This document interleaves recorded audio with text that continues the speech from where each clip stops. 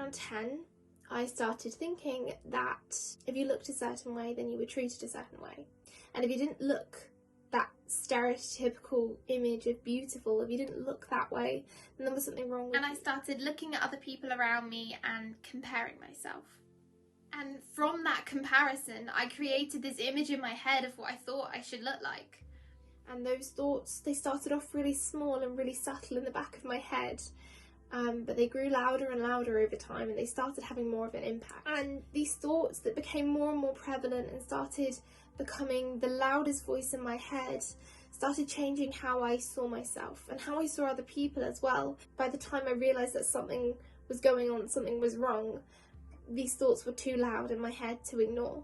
And they were too deep-rooted to just get rid of and stop thinking. I couldn't just say I want to stop thinking them because they were always there.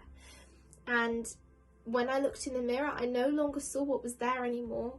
I had this warped image of myself, which was like a lens over my eyes, changing what I saw.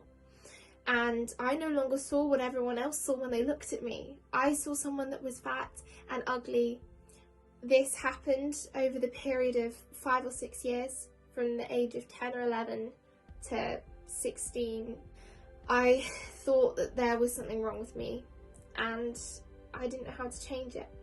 And I realised that I'd got further and further away from God, and my relationship, which had been so close to God, I felt really far away, and I didn't know how to breach that gap and get closer again. Because these thoughts that I was having all the time had built this wall, and the devil had found a loophole and used it to make these lies stick in my head. And it meant that I couldn't seek that connection with him as deeply, because I wasn't thinking about him anymore so much. I was thinking about these thoughts that I had in my head, and I wanted to think about God more. And I realised, okay, I need to do something. What can I do? It's so deep-rooted, and it's become the way that I've thought and lived for such a long time. I mean, I lived aside from this. I was happy and I did other things, but it was always in the background, and I didn't know how to live without that, and I didn't know how to get rid of it. And I thought, well, they're lies. They're lies from the devil. They're not true. So maybe if I speak truth over myself, then that will help to start break this hold they have on me. And so I started writing a list, every true thing I could think about myself. And I wrote a list of every lie that I told myself as well. And I spoke all of the truths over myself. And I denied every lie that I had been speaking over myself. And I tried to make a habit of thinking the truths as much as possible and ignoring the lies and not listening to them when I thought them. And at first I thought, this is really cheesy, it's not going to do anything. But eventually, after doing it more and more, I think I started to believe the truths. And I started to listen to the lies less, and that was one thing that started to help. The other thing was letting other people into the situation, because by this point I'd realised something was wrong. And so I started to tell people and be more open about it.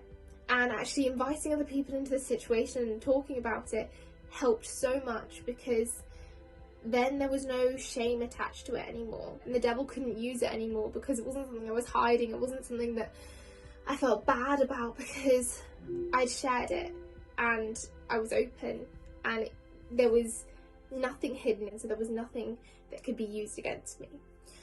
And then the other thing that I did was I invited God into the situation. I gave it to him, I prayed, and I said, Daddy God, just take this situation, take this away from me. And it wasn't just a snap and it's gone situation, it wasn't that he just took it. But inviting him into the situation and saying, I still want to seek a deeper relationship with you, even with this, was hugely helpful. So I would say the 3 things that helped me the most were speaking truths over myself instead of lies, inviting other people into the situation, and inviting God into the situation. And the other thing that I had going on was, earlier on I'd started to realise that there was probably something wrong, but I thought there was nothing that qualified me to struggle with what I was struggling with. I'd always been told that I was loved and beautiful, and that God made me beautiful.